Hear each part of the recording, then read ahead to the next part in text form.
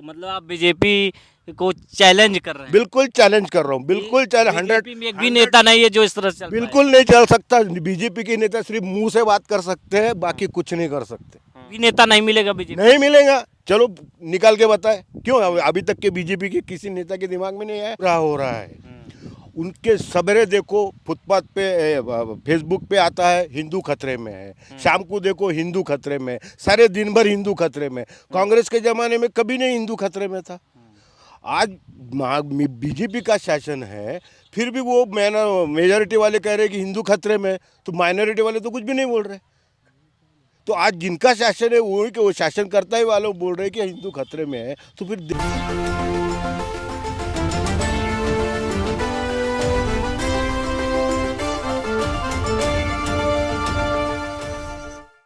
नमस्कार दोस्तों, मेरा नाम है प्रमोद गुप्ता और आप देख रहे हैं जय भारत न्यूज़। इस वक्त मेरी मौजूदगी महाराष्ट्र में है और हम इस समय महाराष्ट्र के नांदेड़ ज़िले में हैं। राहुल गांधी की भारत जोड़ो यात्रा कन्याकुमारी से चली है, केरल, उसके बाद कर्नाटक, आंध्र प्रदेश होते हुए महाराष्ट्र में यहाँ पहुँची है। आप देख सकते हैं यहाँ पे महाराष्ट्र के कुछ लोग हैं, महाराष्ट्र साम्राज्य के कुछ लोग हैं। हम इनसे बातचीत करेंगे आखिर जो भारत जोड़ो यात्रा महाराष्ट्र में पहुंची है तो कितना जोश है, कितना उत्साह है, किस तरह से देखते हैं आगे की राजनीति में क्या फ़र्क आने वाला है, क्या बदलाव होने वाला है। 50% कार्यालय है। मैं भी अकेले आया हूँ। मैं किसी आमदार या किसी खासदार की तरफ ही नहीं आया। एक मैं कांग्रेस का पुराना कार्यकर्ता हूँ, इस वजह से। और राहुल गांधी ने जो भारत जोड़ो यात्रा निकाली है, उसका मकसद है कि बीजेपी ने जो द्वेष का वातावरण निर्माण किया है, उसकी वजह से आज का युवा जो गुमराह हो रहा है, उनके सबरे देखो फुटपाथ पे फेसबुक पे आता है हिंदू खतरे में है, शाम को देखो हिंदू खतरे में, सारे दिन भर हिंदू खतरे में। कांग्रेस के ज़माने में कभी नहीं हिंदू खतरे में था। आज बीजेपी का शासन है, फिर भी वो मेजॉरिटी वाले कह रहे हैं कि हिंदू खतरे में, तो माइनॉरिटी वाले तो कुछ भी नहीं बोल रहे। तो आज जिनका शासन है वही के वो शासन करता ही वालों बोल रहे हैं कि हिंदू खतरे में है, तो फिर देश चला रही क्यों? मजाक कर रहे हो तुम? तो आपका कहना है कि बीजेपी जो है हिंदू मुस्लिम करके वोट लेती है? बिल्कुल हिंदू मुस्लिम करके वोट ले रही है। उनका आरएसएस का क्या क्या मोनोपोली है? ये बातें जो आप कह रहे हैं क्या और लोगों को भी समझ में आ रहा है? समझ में आ रहे हैं। जो पढ़े लिखे लोग हैं वो समझते हैं, मगर जो युवा है उनको नहीं समझ रहा है। जो आज 18 से 20 साल 25 साल की उम्र के लोग हैं, उनको कांग्रेस की राजनीति का इतिहास ही नहीं मालूम। उनको कांग्रेस की राजनीति का इतिहास ही नहीं मालूम। बीजेपी की लेकिन उनको बताया जाता है कि 70 साल में कांग्रेस ने कुछ नहीं किया। बीजेपी के तरफ से भी बयान आए हैं, तो क्या लगता है कांग्रेस ने 70 साल में कुछ नहीं किया? ये उन्होंने अपने माँ बाप को पूछना चाहिए कि कांग्रेस के ज़माने में वो क्या थे और अभी क्या थे। वो बच्चों के माँ बाप ने कांग्रेस का ज़माना देखा है, उनके टाइम का कांग्रेस के शासन देखा है, उनके टाइम के पंतप्रधान देखे हैं, उनकी नीतियाँ देखी है, राष्ट्रीय अंतर्राष्ट्रीय नीतियाँ देखी है। आज की नीति क्या है? अभी हमारे महाराष्ट्र में अगले 1.5 साल में इलेक्शन है। मोदी जी ने घोषणा कर दी कि 225 फैक्ट्री आने वाली और 2 लाख करोड़ की इन्वेस्टमेंट होने। प्लानिंग क्या है? तुमने आंकड़ा बता दिया, तुमने आंकड़ा बता दिया। प्लानिंग क्या है तुम्हारे पास में? तुम प्लानिंग बताओ, आंकड़ा मत बताओ हमको। तुम्हारी नीति क्या है ये बताओ। कैसे कैसे 225 का फैक्ट्री आने वाली है और 2 लाख करोड़ की इन्वेस्ट कैसे होने वाली है? कौन सी फैक्ट्री आने वाली है? और ये लोग आजकल के युवा लोग समझते नहीं है, सिर्फ वो देखते हैं, बस बात करते हैं। मतलब कि सरकार के पास डाटा नहीं है, डाटा नहीं है कि मतलब होना क्या है। निश्चित हम क्या करने वाले हैं, हम क्या करने वाले हैं, हम रोजगार कैसा निर्माण करने वाले, ये डाटा बताओ ना। आंकड़े क्या बताते हो? जब होगा तो होगा।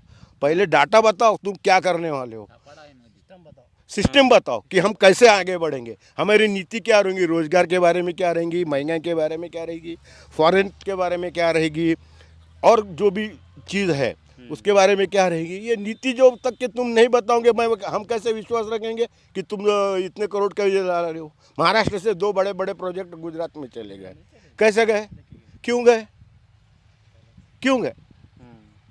तो ये एक तो हमारा बीजेपी के शासन, यहाँ का जो शासन है वो भी उसको रोक नहीं पा रहा है।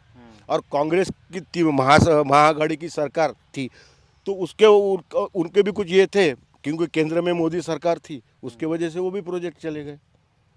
तो क्या लगता है कि अंकल जी आपकी उम्र कितनी है? मेरी उम्र 61 है।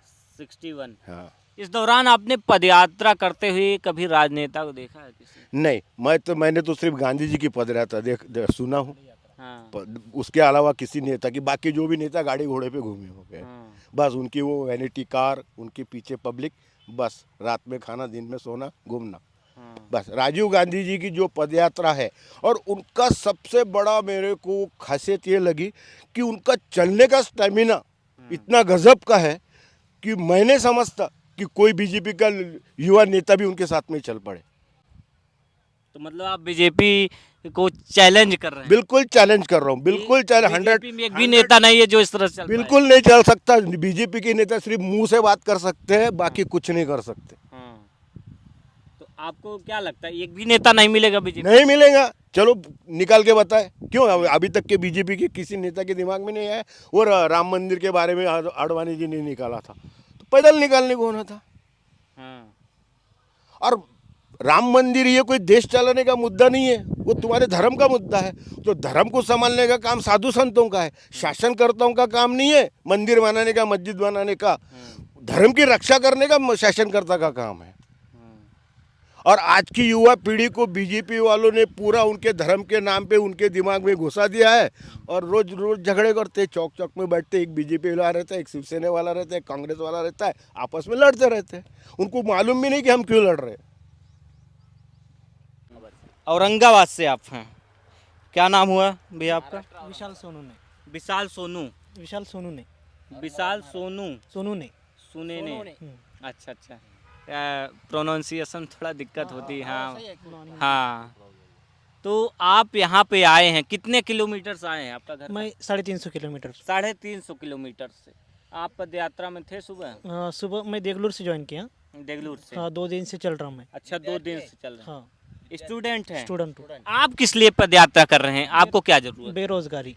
बेरोजगारी। तो देखिए, पहले कांग्रेस शासन में हर साल थोड़ी थोड़ी कम जगह निकलती थी, भर्तियाँ निकलती थी। अच्छा। अब बीजेपी शासन आई तो 4 साल होल्ड करते और सिर्फ गाजर दिखाते, बोले तो कि हम ऐसे आश्वासन देते कि हम बड़ी निकालेंगे। कब निकालेंगे? जब 14 का इलेक्शन था, इलेक्शन के 2-4 महीने पहले, बाद में 19 के इलेक्शन के पहले। अब 4 साल से भर्तियाँ नहीं है। अब 24 में जो लोकसभा इलेक्शन है, उनके एक साल पहले बोलेंगे कि हम इलेक्शन निकाल रहे, और जगह निकल रही। और जगह कैसी निकाल रहे? कॉन्ट्रैक्ट बेस पे। जो बेरोजगार जो स्टूडेंट है, उनकी जो जवानी में वो पढ़ाई करते। तो मोदी सरकार ने अभी ऐलान किया है कि जब धनतेरस अभी जो बीता है, उसमें ऐलान किया गया 10 लाख लोगों को नौकरियां देने का।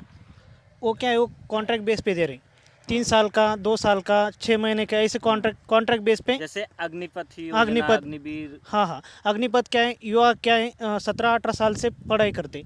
तो वो क्या करेंगे, 3 साल उनको ज्वाइन करेंगे कॉन्ट्रैक्ट बेस पर। 3 साल में वो पढ़ाई की लिंक छोड़ देंगे, फिर बाद में वो पढ़ाई नहीं कर सकते। फिर वो सुशिक्षित बेरोजगार होने की वजह से कुछ कर सकते नहीं, आगे कुछ कर नहीं सकते, उनका करियर बर्बाद है। तो मतलब आप परमानेंट जॉब चाहते हो अब, इसलिए आप राहुल गांधी के साथ पदयात्रा कर रहे हैं? हाँ, परमानेंट जॉब चाहिए। तो क्या लगता है कि कांग्रेस सरकार जब थी तो ये बेरोजगारी हट गई थी, महंगाई हट गई थी, जो आज की मुद्दा है? हट नहीं गई थी, लेकिन लिमिट में। अब 100% है, तो पहले 50% थी। वो जो लिमिट में थी। गैस के भाव देखो, दुपटी से बढ़ गए। पेट्रोल का तो हमारा कुछ आता नहीं, क्योंकि हम स्टूडेंट है।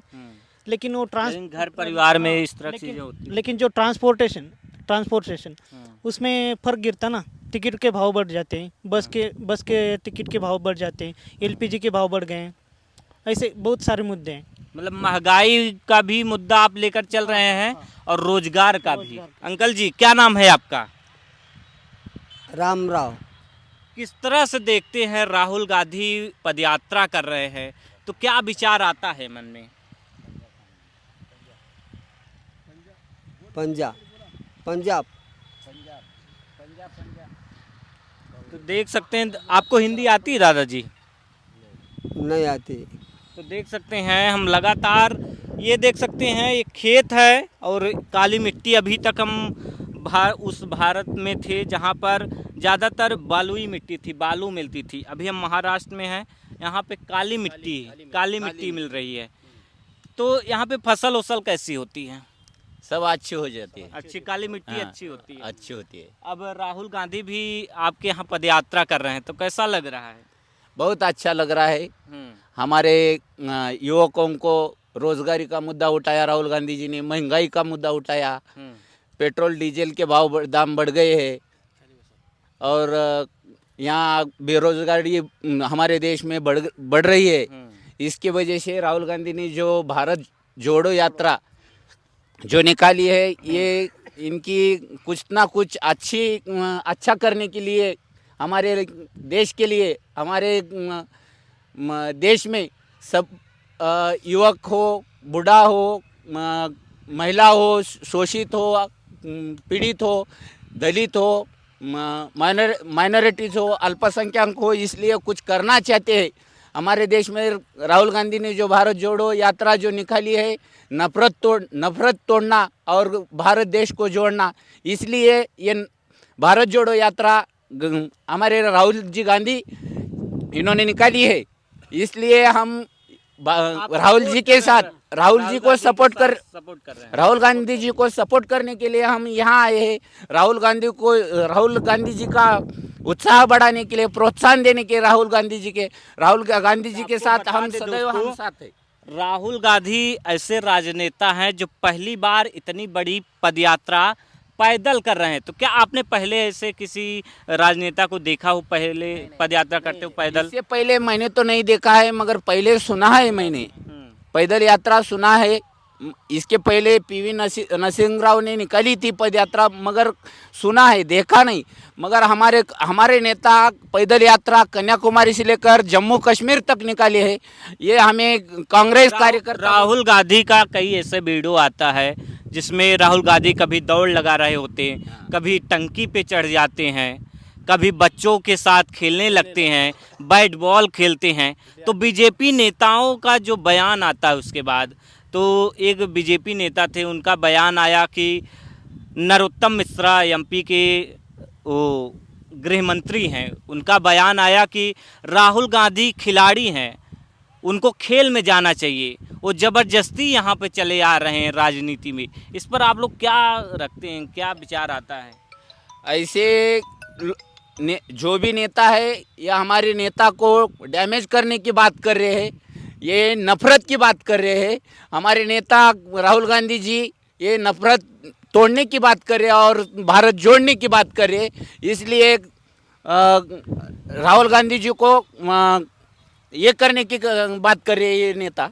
बीजेपी वालों को ये काम ही है राहुल गांधी जी को पप्पू बोलने के बाद राहुल गांधी जी को पप्पू बनाया, और इनका जो काम है भाजपा नेताओं का, राहुल गांधी जी को डैमेज करने की बात कर रहे हैं। तो ये भी कहते हैं कि राहुल गांधी सीरियस नेता नहीं है, नेतागिरी नहीं कर पाएंगे, ये पहले दिन से ही ये मनोरंजन की यात्रा है। इस तरह से बीजेपी नेताओं के बयान आते हैं। तो आप लोग के गांव में क्या चर्चाएं होती हैं? जो बुजुर्ग होते हैं क्या चर्चा करते हैं? हमारे बुजुर्ग जो है गांधी को मानने वाले, ये जो हमारे राहुल गांधी जी को जो बोल रहे, ये भाजपा का जो नफरत का जो राजकारण करी भाजपा, ये अच्छी बात नहीं है। हमारे नेता जो राहुल गांधी जो करे, ये अच्छी बात है। गांधी जी के विचारधारों पे हमारे राहुल गांधी चल रहे हैं। गांधी जी के विचारधारों पे चल रहे हैं राहुल गांधी, ऐसा आप लोगों का मानना है। आपका क्या नाम है सर? वेंकट पाटील। वेलकम पाटिल? नहीं, वेंकटराव पाटील। वेंकटराव पाटिल। हो। तो राहुल गांधी अब महाराष्ट्र में चल रहे हैं, आपके नांदेड़ जिले में हैं। अब करीब 2 हफ्ते यहीं पर रहेंगे, अलग अलग विधानसभाओं में जाएंगे, सब पदयात्रा करेंगे। तो आप लोगों को क्या उम्मीदें हैं, क्या बदलाव होने वाला है, राजनीति में क्या भूचाल आएगा, जो सबसे बड़ा सवाल है? सही है, उन्हें जो अब पदयात्रा निकली है भारत जोड़ो, अगले समय में जब वोटिंग होंगी तब 100% बदलाव होंगे। अगले बार कांग्रेस को वोट ज़्यादा मिलेगा। तेलंगाना में भी पदयात्रा इन्होंने किया, तेलंगाना में उपचुनाव हुआ, तो आपने देखा कि किस तरह से कांग्रेस हार गई, तो क्या लगता है कि वोटों में तब्दील हो पाएगा? कभी राजनीति ऐसा क्या बदल करें? हो सकता है, कभी कभी होता है हो कि जाता नहीं है। हो। तो ये महाराष्ट्र में क्या बदलाव होगा? अभी तो यहाँ पे तख्ता पलट हुआ है, उलट पुलट हुआ है आपके यहाँ अब महाराष्ट्र में। बीजेपी सरकार की सत्ता है अभी, हम्म, अगले बार 100% हम्म, इस कांग्रेस बिल्कुल आएगा। तो वो जो आपके यहाँ तो विधायक ही गड़बड़ा जाते हैं, फिर कैसे कर पाएंगे? विधायक ही उलट पुलट हो जाते हैं। होता है वैसा, हम्म, कभी कभी चेंज होता है, हम्म। जरूर चेंज होगा। तो आपका घर कहाँ पे है यहाँ महाराष्ट्र में? महाराष्ट्र में मुखेड़ में है, मुखेड़ में। हो नांदेड़ जिले में, अच्छा, इसी जिले का रहने हो वाले हैं। नांदेड़ जिले का रहने वाला। हम्म। तो और भी कुछ लोग हैं, हम उनसे भी बातचीत करने की कोशिश करेंगे। तो क्या लगता है कि इन सब मुद्दों पर महाराष्ट्र की जो जनता है कोई बड़ा फैसला करेगी? बिल्कुल निश्चित करेगी, मगर ये तो नहीं कह सकते अभी। मगर मैंने 2 दिन से मैं ये यात्रा को ज्वाइन कर रहा हूँ, मैंने एक चीज़ देखी कि युवाओं बहुत उत्साहित है, जो पहले कांग्रेस में इतना उत्साह नहीं था युवाओं का। क्या अच्छा, इस यात्रा से कहीं नहीं कहीं जो कांग्रेस के कार्यकर्ता हैं वो भी उत्साहित हैं, जो सोए हुए थे, कई बार बीजेपी भी कहती रही है। बिल्कुल, अभी जो कांग्रेस के जो कार्यकर्ता सोए हुए थे उनको भी इस बात से खुशी हो रही है, और उनको भी ऐसा लग रहा है कि हमारे पीछे हमको जोश देने वाला कोई तो भी नेता है, वो राहुल गांधी है। और निश्चित तौर से भले ही 2024 के इलेक्शन में ना फर्क गिरे, आगे में फर्क गिरेगा, कोई चीज़ का नतीजा एक दिन से तो नहीं निकाल सकते हम, मगर इतना नक्की है, इतना पक्का है कि ये युवाओं का जोश आज तक के कम से कम 80 में जो योग कांग्रेस थी उस टाइम में योग कांग्रेस का जो जोश था, वैसा जोश आज ही यारा में 80 के दशक का। देख सकते हैं अंकल जी एक बड़ी बात कर रहे हैं कि जो युवाओं में 80 के दशक में जोश हुआ करता था, वो इस बार राहुल गांधी के पदयात्रा से होने जा रहा है। युवाओं में काफ़ी जोश है, उत्साह है। लोग देख रहे हैं खेतों में आकर के नीम के छांव में बैठे हुए हैं और राहुल गांधी की पदयात्रा में लगातार पैदल चल रहे हैं। क्या नाम हुआ आपका? संतोष। हिंदी आती है आपको? आती है। अच्छा, महाराष्ट्र में सबको हिंदी आती है। आती है। तो क्या लगता है, आप भी चल रहे हैं पदयात्रा? कितने किलोमीटर आज आपने चली? मैं इधर नावगांव में यात्रा है आज। नावगांव से मैं 2 किलोमीटर तो यहाँ भक्ति लॉन्च बोल के है, कुसुम सभागृह, यहाँ तक मैं चला 2 किलोमीटर। अच्छा, तो क्या महसूस किया कि कुछ बदलाव होगा? क्या होने वाला? बदलाव तो 100% होने वाला है महाराष्ट्र में इस बार। अच्छा, कांग्रेस सरकार आने वाली है। कांग्रेस सरकार आएगी। आएगी। मुद्दे क्या क्या हैं महाराष्ट्र में? महाराष्ट्र में क्या बदलाव होना चाहिए अगर कांग्रेस की सरकार आती है? बेरोजगारी, महंगाई हम्म। वो कम होगी। आप काम क्या करते हैं? मैं खेती काम करता हूँ मैं। खेती का काम, खेती किसानी का काम कैसा चल रहा है महाराष्ट्र? यहाँ पे हमने सुना कि सूखा उखा बहुत आता है। इधर यहाँ 2 साल 3 साल तो बहुत बारिश की वजह से इधर कुछ सोयाबीन का बहुत अच्छा, बड़े इधर नुकसान। बारिश हुआ? बारिश ज़्यादा हुआ। 3 साल अच्छा, हमने सुना था, कई बार खबरों में आया था कि यहाँ सूखाग्रस्त भी कुछ एरियाज हैं क्या? है ना। हमारे उधर हमारे नांदेड़ डिस्ट्रिक्ट में हमारा जो तालुका जो है मुखेड़, वो डोंगराल इलाका है हमारा। अच्छा। उधर भी बहुत 2 साल पानी की वजह से पूरा खेती का नुकसान हो गया। हाँ। अच्छा, तो देख सकते हैं अलग अलग लोग हैं, अलग अलग लोगों की मुद्दा है, और भी बहुत सारे लोग हैं। और क्या नाम हुआ भैया जी आपका? दत्ता बद्देवाड़। आप बताइए, आप भी यात्रा से जुड़े हैं, तो आप किस उद्देश्य से जुड़े हैं? आप क्या चाहते हैं, किस लिए पद यात्रा कर रहे हैं? क्या गांधी जी, राहुल गांधी को मिलने के लिए हम निकले हैं। हाँ, राहुल गांधी से मिलने की इच्छा थी इसलिए निकले हैं। मिले कि नहीं आप? नहीं मिले अभी दोपहर ये टाइम है ना, अभी वो इनका आराम का टाइम है। तो अभी जब यात्रा शुरू होगी तो आप मिलेंगे? मिलेंगे तो कितनी उम्मीदें हैं महाराष्ट्र में? कांग्रेस क्या बदलाव करेगी, राहुल क्या बदलाव इस करेगी? बार 100% बदलाव होगा महाराष्ट्र में। हाँ। कांग्रेस की सरकार आएगी और हमारे साहब अशोकराव साहब मुख्यमंत्री बनेंगे। तो देख सकते हैं लगातार यहाँ पर लोगों का जो जोश है, उत्साह है, वो कम नहीं हो रहा है। जिस तरह से राहुल गांधी दौड़ लगाते हैं, टंकी पे चढ़ जाते हैं, बच्चों के साथ खेलने लगते हैं, पुशअप करते हैं, ये सब वीडियो आपने सोशल मीडिया पर खूब देखा होगा।